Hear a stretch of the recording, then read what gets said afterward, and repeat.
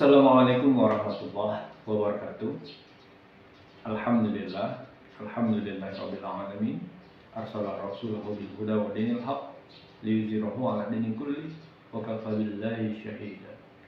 Asyhadu an la ilaha illallah wa asyhadu anna Muhammadan 'abduhu wa rasuluh la nabiyya ba'da. Qala Allah ta'ala fil Qur'anil Karim, a'udzu billahi minasyaitonir rajim. Bismillahirrahmanirrahim. Qul huwallahu ahad, Allahus samad, lam yalid wa lam yulad wa lam yakul lahu kufuwan ahad. Shadaqallahul azim. Saudara-saudaraku kaum muslimin dan muslimat dimanapun Anda berada, pada video kita kali ini kita akan membahas bab tentang ikhlas.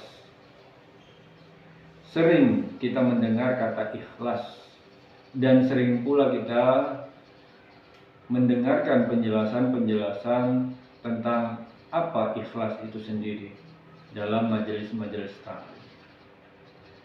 Maka untuk itu saya juga akan coba menyampaikan tentang bab ikhlas lewat surat Al-Ikhlas. Ikhlas secara bahasa artinya bersih, tidak bercampur. Ya. Ada hal yang unik saya lihat di dalam surat Al-Ikhlas, sehingga saya jadikan surat Al-Ikhlas ini menjadi sebuah referensi untuk membahas kata ikhlas itu sendiri. Uniknya, surat Al-Ikhlas di dalamnya tidak terdapat kata-kata ikhlas. Total ayat tersebut isinya menceritakan tentang Allah. Lalu bagaimana kaitannya dengan kata ikhlas itu sendiri? Bagaimana kaitannya dengan nama surat itu sendiri? Inilah yang akan kita bahas pada video kita kali ini. Di ayat pertama Allah menjelaskan, Qul huwallahu ahad. Katakanlah Allah yang ahad. Qul adalah sebuah perintah yang Allah berikan kepada kita. Namun perintah tersebut bukan hanya sekedar kata saja, tapi bagaimana kita mampu mengimplementasikan kata ahad itu sendiri dalam kehidupan sehari-hari. Ahad artinya satu. Dalam kehidupan sehari-hari sering kita melihat, baik itu pada orang atau lebih utama pada diri kita. Ya. Bukan tidak sering kita melakukan penomorduaan, ya. Bukan tidak sering kita menomorduakan Allah. Kita lebih mengutamakan ego kita. Kita lebih mengutamakan kepentingan diri kita daripada kepentingan Allah itu sendiri. Maka dalam hal ini kita harus mampu menomorsatukan, mengutamakan kepentingan Allah. Nah, apabila kita mampu melakukan hal yang demikian, maka kita disebutlah orang yang ikhlas. Karena mampu kita mengutamakan, menomorsatukan kepentingan Allah dibandingkan kepentingan diri kita sendiri. Kita inilah yang disebut ikhlas dalam pandangan Allah. Kemudian di ayat 2-nya Allah mengatakan Allahus samad. Allah tempat bergantung. Samad artinya tempat bergantung. Setiap manusia, kita sebagai makhluk, pastilah kita punya ketergantungan satu dengan yang lain.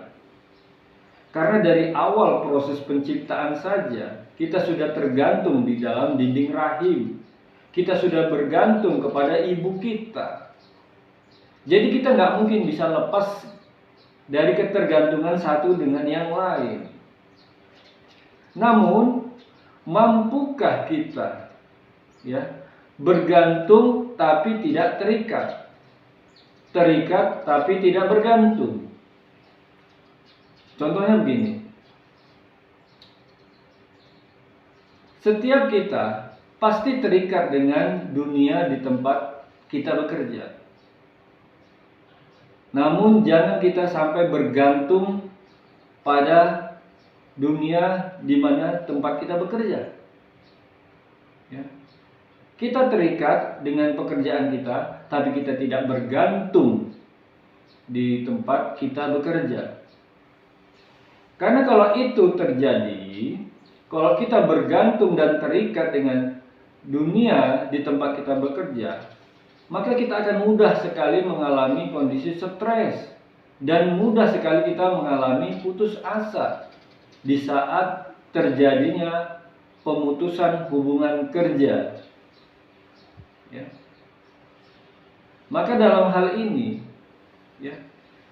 kita diharapkan oleh Allah mampu menjadi pribadi yang mandiri, yang berakidahkan Allahus Samad, sehingga kita tidak gampang stres dan tidak gampang putus asa, dan kita siap dan ikhlas menerima apapun yang terjadi pada diri kita, karena tempat kita bergantung adalah Allah. Itulah dia Allahus Samad. Ayat yang ketiga, lam yalid walam yulad. Allah tidak beranak dan tidak diperanakan.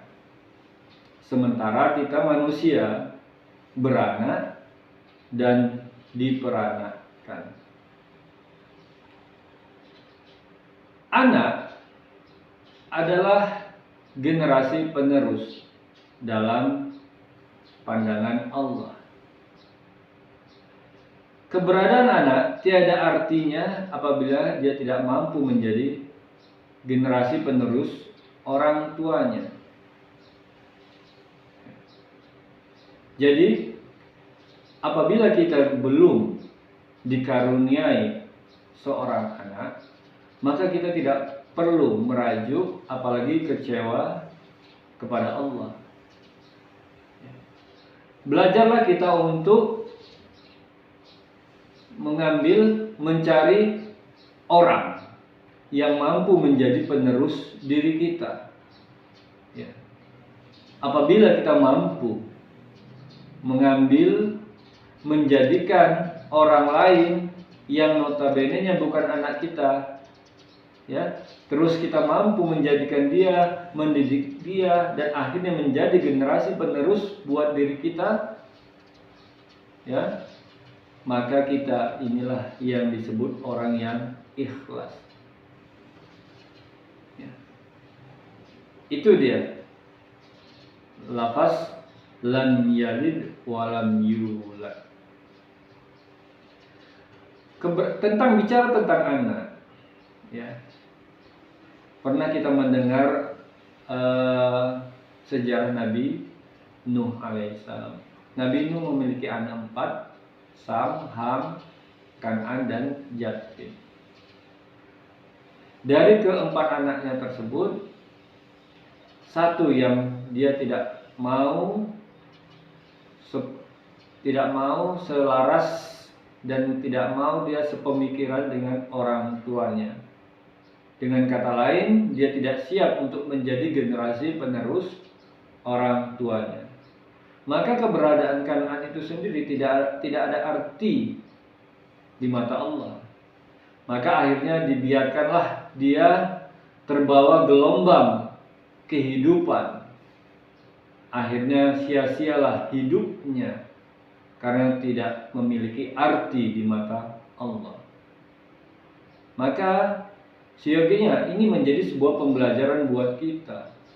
apabila orang tua kita tergolong orang yang soleh, apabila orang tua kita tergolong orang risalah, maka seyogianya seorang anak harus mau dan mampu mencontoh dan mentauladani orang tuanya dan siap untuk menjadi penerus orang tuanya.